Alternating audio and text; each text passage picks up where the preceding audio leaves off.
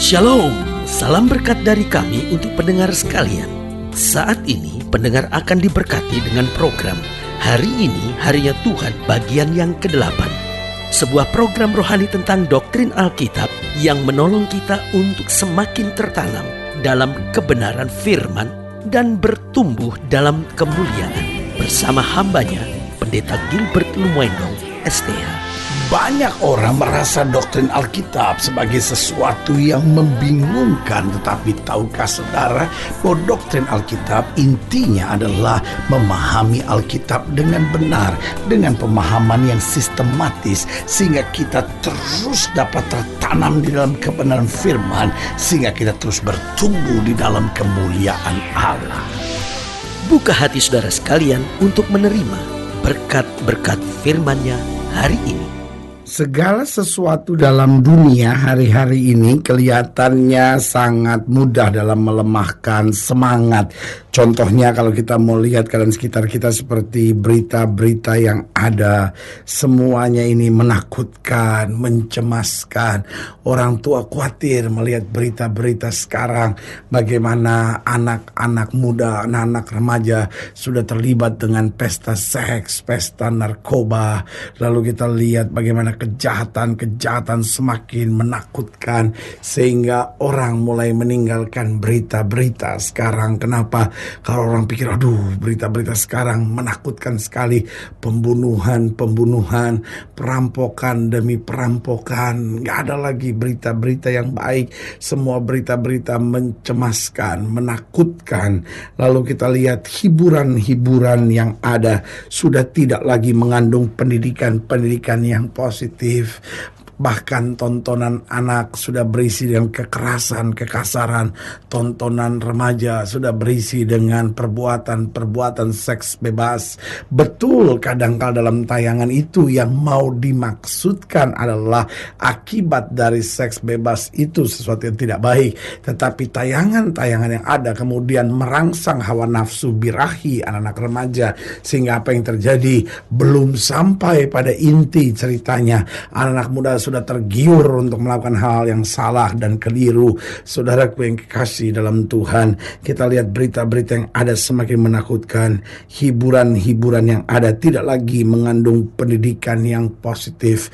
Permainan-permainan di kalangan anak-anak tidak lagi berisi sesuatu yang memiliki nilai edukasi yang tinggi, tetapi yang ada hanya nilai kekerasan, nilai makian, nilai-nilai rendah dan sesaat dari dunia ini. Lalu kita lihat standar moral masyarakat semakin mengkhawatirkan.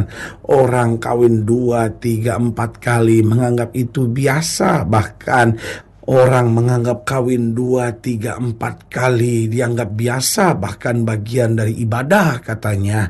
Lalu kita lihat standar moral bagaimana orang hari-hari ini merasa pacaran sama suami orang itu normal. Toh dia sebentar lagi mau cerai sama istrinya katanya, iya kan.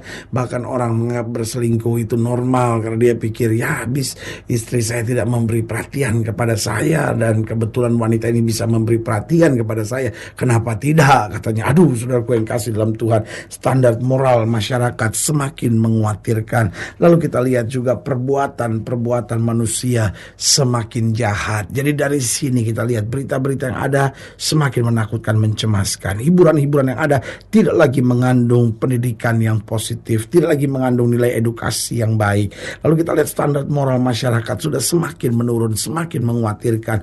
Lalu kita lihat perbuatan manusia semakin jahat. Semuanya ini melemahkan semangat.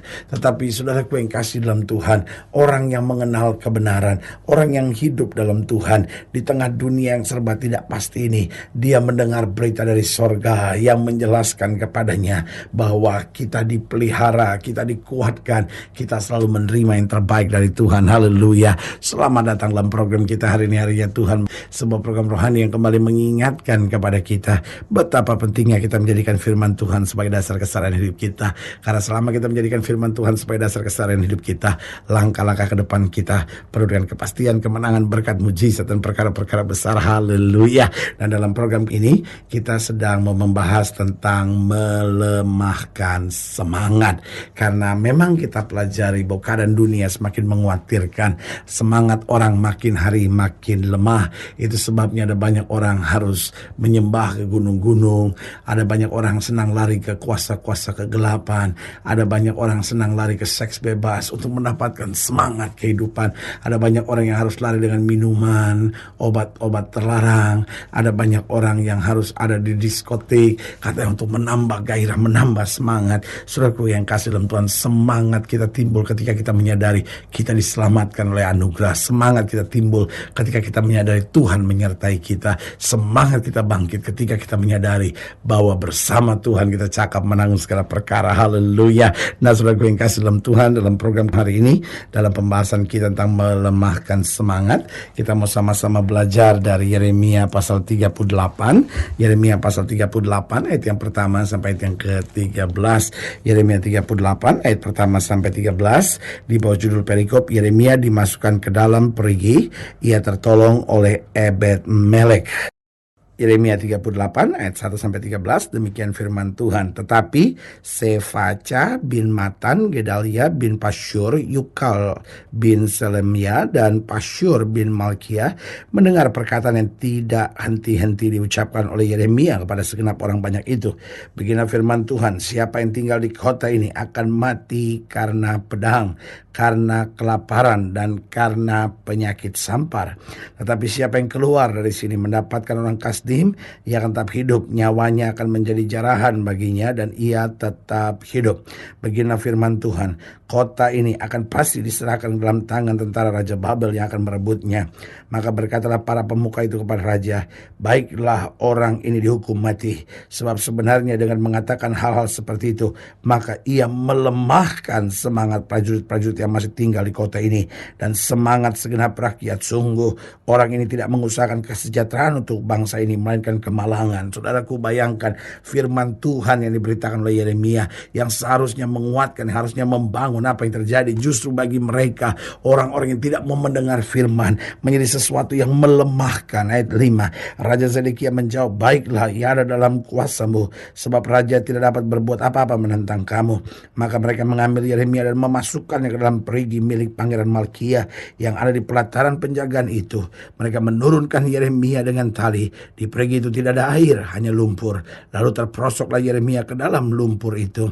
Tetapi ketika didengar Ebed Melek orang Ethiopia itu, ia seorang sida-sida yang tinggal di istana raja, bahwa Yeremia telah dimasukkan ke dalam perigi. Pada waktu itu raja sedang duduk di pintu gerbang Benyamin. Maka keluarlah Ebed Melek dari istana raja itu, lalu berkata kepada raja, ya tuanku raja, perbuatan orang-orang ini jahat dalam segala apa yang mereka lakukan terhadap Nabi Yeremia, yakni memasukkan dia ke dalam perigi. Ia akan mati kelaparan di tempat itu, sebab tidak ada lagi roti di kota. Lalu raja memberi perintah kepada Ebed Melek orang Ethiopia itu, katanya, bawalah 3 orang dari sini dan angkatlah Nabi Yeremia dari perigi itu sebelum ia mati. Ebed Melek membawa orang-orang itu dan masuk ke istana raja. Segudang pakaian di tempat perbendaharaan. Dari sana ia mengambil pakaian yang buruk-buruk dan pakaian yang robek-robek, lalu menurunkannya dengan tali kepada Yeremia di perigi itu. Berserulah Ebed Melek orang Ethiopia itu kepada Yeremia, taruhlah pakaian yang buruk-buruk dan robek-robek itu ke bawah ketiakmu sebagai ganjal tali. Yeremia pun berbuat demikian. Kemudian mereka menarik dan mengangkat Yeremia dengan tali dari perigi itu. Demikianlah Yeremia tinggal di pelataran penjagaan itu. Saudaraku yang kekasih dalam Tuhan, meskipun kebenaran membawa Yeremia pada masa-masa yang sukar, tapi kebenaran juga yang mengangkat, membela, dan memberikan jalan keluar bagi Yeremia. Haleluya. Saudaraku yang kasih dalam Tuhan, pertanyaannya, mengapa semangat kita dapat lemah? Yeremia disiksa, Yeremia dibuang ke sumur, Yeremia diperlakukan secara tidak adil, tetapi semangatnya memberitakan firman tetap membara. Tetapi kenapa orang yang justru ditegur mendengar firman justru semangatnya lemah? Mengapa semangat kita dapat lemah? Yang pertama, karena kita tidak mau hidup dalam firman Tuhan. Kita cuma mau hidup dalam kesenangan kita, kita cuma mau hidup dalam daging kita, kita cuma mau hidup dalam hawa nafsu kita. Oh, firman Tuhan yang memberikan damai kita terima, tapi firman Tuhan yang menegur kesalahan kita, kita, firman Tuhan yang menyatakan ketidakbenaran kita, firman Tuhan yang mendorong kita untuk berlaku adil. Apa yang terjadi membuat kita tidak bisa terima, berontak dan berkata, wah firman terlalu berat, sehingga semangat kita menjadi lemah. Saudaraku yang kasih dalam Tuhan, harusnya firman Tuhan sekeras apapun tetap harus membuat semangat kita menyala. Kenapa? Karena kalau Tuhan bicara tegas dan keras kepada kita, karena Dia mau membersihkan kita supaya kita layak menerima berkat-Nya yang berkelimpahan. Mengapa semangat kita dapat lemah? Yang pertama, karena kita tidak mau hidup dalam firman Tuhan. Yang kedua, mengapa semangat kita dapat lemah? Karena hidup kita hanya terfokus pada masalah dan persoalan. Yang kita lihat cuma, aduh masalah saya berat, aduh saya difitnah orang, aduh dia ngomongin begini tentang saya, aduh mertua saya begini, aduh menantu saya begini, aduh suami saya begini. Yang kita fokus hanya masalah dan persoalan. Kita lupa melihat rencana Tuhan di balik masalah kita. Bahwa rencana Tuhan ingin supaya kita dewasa, rencana Tuhan ingin supaya menuntun kita dalam mujizat, dan rencana Tuhan supaya membuat kita makin hari makin menjadi berkat. Yang ketiga, mengapa semangat kita dapat lemah? Karena pergaulan kita buruk. Alkitab bilang pergaulan yang buruk menghancurkan kebiasaan yang baik. Kalau pergaulan kita buruk, maka kita juga gak mendapat firman yang cukup. Apa yang terjadi? Semangat kita mudah lemah, kita mudah terseret pada pergaulan, dan akhirnya hancur pada hal-hal duniawi. Yang keempat, mengapa semangat kita dapat lemah? Karena kita mengabdi kepada dua Tuhan. Artinya di satu sisi kita mau melayani Tuhan, tapi di sisi yang lain kita tidak mau lepaskan hal-hal duniawi. Alkitab berkata kita tidak bisa mengabdi kepada dua Tuhan. Pilih kepada siapa kita mau beribadah. Jadi saudaraku yang kasih dalam Tuhan, agar semangat kita tetap dapat membara, yang pertama, hiduplah di dalam firman. Yang kedua, fokuslah pada janji-janji Allah, fokuslah pada rencana Tuhan dan kehendak Allah dalam hidup kita. Lalu yang ketiga, jaga pergaulan kita. Lalu yang keempat, jadikan Tuhan nomor satu dalam hidup kita. Karena kalau kita tempatkan Tuhan sebagai segala-galanya dalam hidup kita, maka segala berkatnya, anugerahnya, kuasanya akan dicurahkannya bagi kita yang percaya. Haleluya. Saudaraku yang kekasih dalam Tuhan, jika saudara ingin dilayani lebih jauh, hubungi kami melalui telepon, hubungi kami melalui surat, kunjungi website kami. Karena kami ada untuk membawa Bapak Ibu saudara senantiasa lebih dekat pada Tuhan dan mengalami kasih kuasa mujizat yang luar biasa. Secara khusus melalui program ini juga saya mau berdoa buat setiap saudara yang sakit, setiap saudara yang berbeban berat, karena saya percaya bahwa bagi Allah tidak ada perkara yang mustahil. Dan saudara-saudara ingin didoakan secara khusus, boleh taruh tangan kanan saudara di dada. Mari kita berdoa. Bapa, dalam nama Yesus, hamba doa buat yang sakit, hamba doa buat yang berbeban berat, hamba doa untuk setiap mereka yang sedang menghadapi masa-masa yang sukar, karena hamba percaya bahwa bagi Allah tidak ada perkara yang mustahil.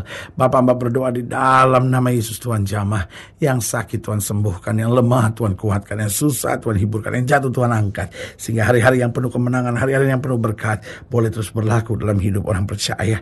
Bapa, hamba juga doa buat mereka taruh tangan kanannya di dada, karena mungkin hari-hari ini semangat mereka sedang lemah, karena disakiti orang, karena dikecewakan, karena menghadapi masa-masa yang sukar. Bapak berdoa di dalam nama Yesus, kuatkan semangat kami, yakinkan kami bahwa di dalam Yesus kami lebih daripada orang-orang yang menang. Di dalam nama Yesus kami berdoa, haleluya, amin.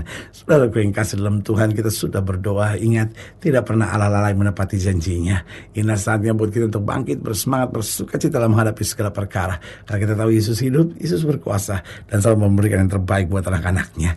Doa saya menyertai saudara. Sampai berjumpa pada program berikut, dan jangan lupa jadikan hari ini harinya Tuhan. Haleluya.